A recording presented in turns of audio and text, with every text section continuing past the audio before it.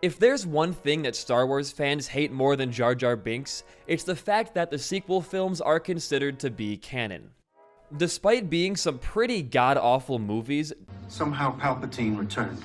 Telltale really outdid themselves with the level design of these films in the Skywalker Saga, with the Death Star ruins probably being one of my favorite places to explore in the entire game. And although I heavily enjoyed these campaigns casually, by far, these set of films were the most torturous ones to play through yet in the no jump run. For a quick comparison, the previous 6 films together took up about 90 gigs of video space. These 3 alone took up 110.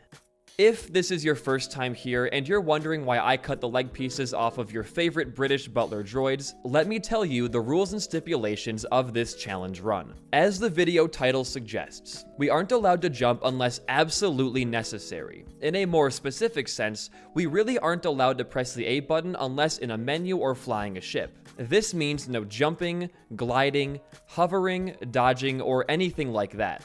Stuff like breaking apart droids and forcing other players into the air is all fair game. But there are a couple new things I want to mention for this video in specific. Some special rules that I've put in place with the discovery of a couple new glitches. In the middle of this run, I found a way to switch characters in the story mode of overworld missions. Now, I don't know if I was the first to discover this glitch or not, nor really how it works.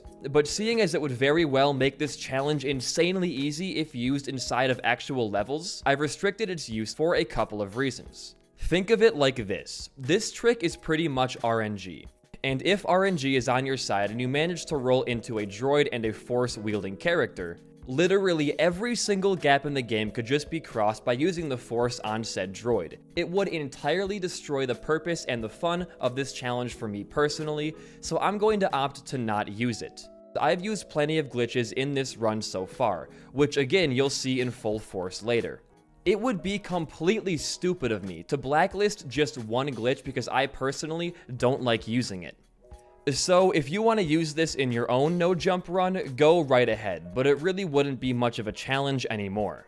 And the one final thing I would like to mention is the pure dedication this challenge has spawned in my Discord. In specific, I want to thank a member named Viola, whose Twitch you can find linked down below, who single-handedly was able to find ways to do most of our other required jumping sections jumpless. I'll be working with them to publish a 4th and final video next week, correcting my past mistakes and truly polishing up the minimum jump category. And right now, it's looking like it might end up being pretty close to 0. So if you don't want to miss that, there's a tiny little red button below this video that I wouldn't mind you hitting. If this is your first time tuning in, make sure to go watch the other 2 parts as they give a much more detailed look into how this run is accomplished. But for now, let's not drag this intro on for any longer, as we answer the question of how many jumps it would take to beat LEGO Star Wars The Skywalker Saga, the sequel trilogy edition.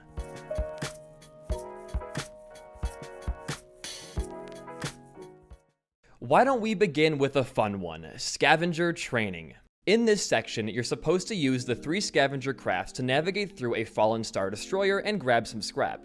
And while we don't deviate from the main path too much, there's some small tech we can use to save a few jumps here and there. First, let's tackle the small jump neither myself nor Viola found any way around. Get the net gun and put 2 nets very close together diagonally against the back wall. Because there is a slight invisible barrier between the player and the back wall, you can't just run into our net and climb up. You'll have to take 1 jump, but then just climb up and drop off. Pretty simple. Drop down, create some more diagonal nets, climb up, and break the box to build the trampoline. Head back to your trampoline as Rey and use the sand dune to gain some quick height to make it on top and bounce up. Remember, as we discussed in our first 2 parts of this run, trampolines aren't counting as jumps because you as the player aren't inputting any kind of button to bounce higher. Once you're up, create some more climbing nets to get to your highest platform. Now use the glider to get these pieces behind this breakable wall over here and end off this section with only a couple of jumps. Now 2 jumps directly after level 1 isn't really great, but we have to keep trucking on. We don't really encounter much strife up until the Falcon level, but I have some really cool stuff to showcase here. Just like in Droid Factory, we're split into 2 groups, both solving different puzzles as you progress. The early stages of this level go by pretty smoothly. Just use the edge of this door to squeeze through as BB-8 and enter our first mini puzzle, the shipping containers. What you're going to want to do here is a little bit complicated, but I'll showcase a few methods of doing so. The goal here is to get one of the characters on top of this cart, raise it up into the air, and then get inside of the top rightmost container. The issues we have here are getting on top of the cart, climbing the extended ladder, and crossing the gap to get to the container. For our first issue, the easiest way of doing this is to sprint at the edge of the door and use that height to grab the ladder directly. You could also equip the Super Gonk Extra and dismount in the perfect spot to land on the base and start climbing. Both methods work fine, but the hardest part of this comes up next when the game wants us to clear this gap. When you spawn in the Super Gonk Extra, the game searches for the nearest solid ground to place him on, which, if you're on top of our cart, is inside the shipping container.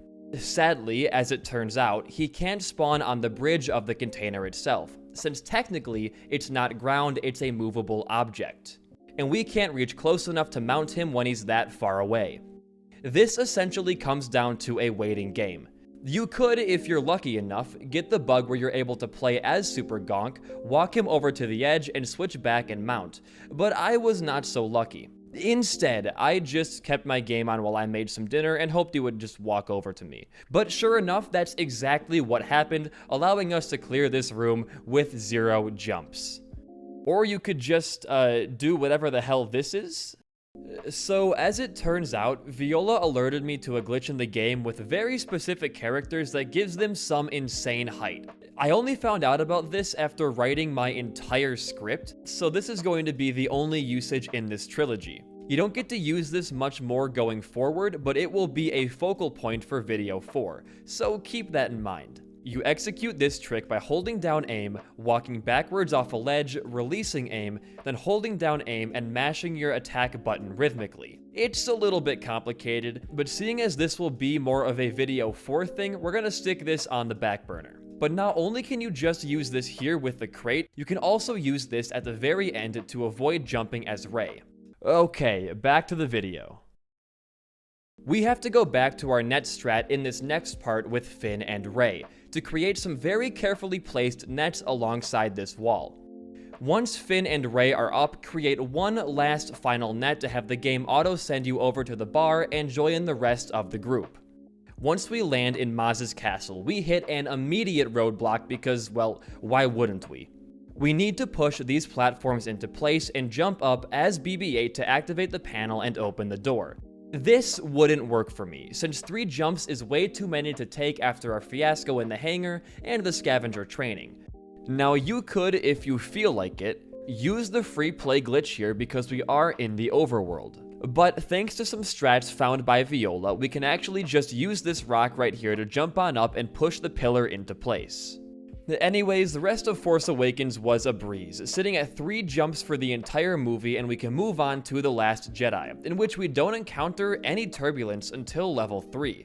Luke is being a little bitch and hiding in his house like a kid whose mom won't make them chicken nuggets for dinner, and the game wants us to jump up to the side of the house and on these bars to enter in from above. Obviously, we won't be jumping. After about a half an hour of testing, I found a really good strategy. Sprint alongside this rock wall until the game shoots you straight up in the air onto our top bar right here and shuffle right. And drop down in the right place so your character grabs the lower bar. Drop off of this bar so you can climb back on top of it, and now have your second player do the same, but remain on the higher bar as close to the wall as possible.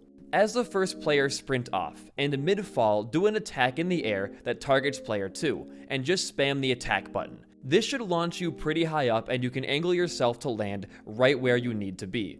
Now this may only work with Rey, I really don't have the patience to sit here and try it again with Chewbacca. Anyways, our next roadblock soon after is in the mirror section on Ahch-To, which, with some precise jump placements, will only take you 6 jumps. Essentially, the mirrored copy of Rey isn't actually a mirrored copy. They can't do things like roll, take knockback damage, or sprint. They're locked to just jumping and walking. I tried my best to use 2 players and just kinda like knock them where they need to go, but again, they don't take any kind of knockback damage. They can't even use scavenger tools. And since this section is so restrictive, it's going to have to be a few jumps. I tried my best to minimize damages by syncing up both the mirror players when possible, but that's about as low as it gets. Luckily for us, those are the only jumps of The Last Jedi, as the only other section that would have posed any issue would have been Crate, but you're able to play as any character you want in that section regardless, so you can just kind of force droids wherever you want to go. This last episode is going to dictate whether or not this was as bad as the prequels or as good and fun as the OT. And I'll say it right now, I hated this so much more. Starting off with a ship level we can just skip. We end up doing some more Jedi training as Rey and BB-8. And since this would usually require quite a few jumps, we're going to revert back to our patented strategy of just using the Force on a droid. BB-8 is able to grab each and every flag for Rey, and the only hard one being right here, where you kinda have to use this part of the tree as like a ladder to climb up and get a good height position, and then blindly throw BB-8 upwards. After yet another vehicle level, the group finds themselves trapped in a sand cave, which ended up being the worst part of the run by far, and one that took 2 days to get through. If Endor was the gauntlet, this was Dante's Inferno.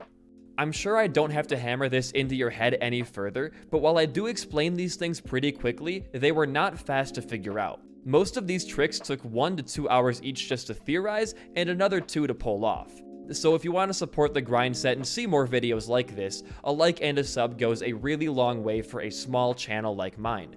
And while gliding, hovering, and dodging may all count as jumping, sharing this video around doesn't, and would also be greatly appreciated. Anyways, here we go. Sprint at this sand wall as hard as you can, then at the very apex of the climb when you're slightly airborne, jump once to grab the ledge and climb up. Sprint at the corner to make it onto our ledge, then run across the wall. When you get there, stand still and enter in player 2 as Poe.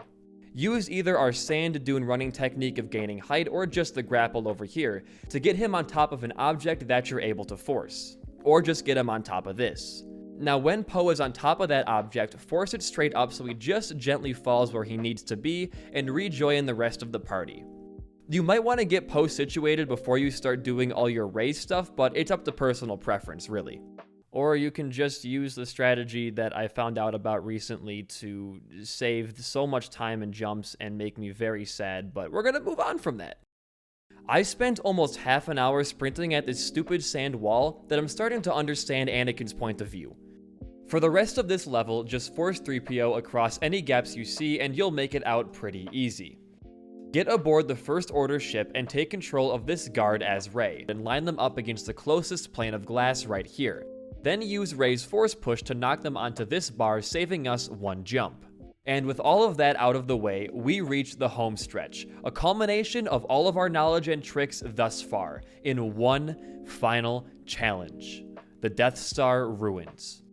This part of the run alone, I had to split into 3 separate recording blocks because of just how infuriating it became. The amount of RNG required here and just the immense setup time for a lot of these tricks almost single-handedly gave me a brain aneurysm. But after all of that time and struggle, here's the route I had to form. As Rey, use the Super Gonk droid to dismount on top of this diagonal stretch of the Death Star, and walk to the other end. Use the Force on BB-8 to just barely place him above you. Using both the soft lock abuse strategy we found in part 1, along with some improvements from Viola, we can trick the game into respawning Rey in the last place the Gonk droid was standing. And as we talked about during the Darth Maul fight, the game has a soft lock protection programmed into its respawning, so you won't ever get stuck in an endless death loop. If you die in the same spot over and over and over, the game will then send you back 2 points of solid ground instead of just the last one you were standing on, since it assumes you found a way to get stuck dying. The easiest way to pull off this trick is to spawn the Gonk droid next to BB-8 while on an upper level.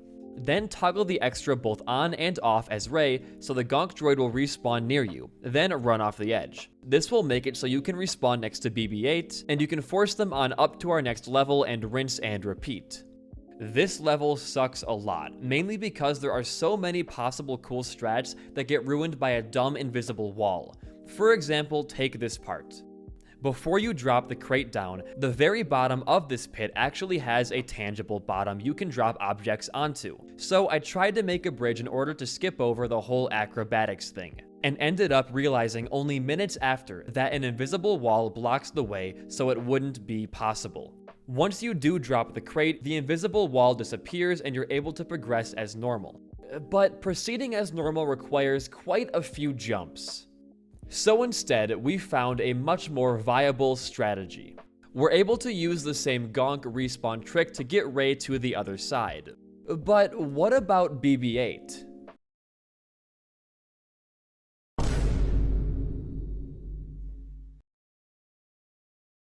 Yep, that works.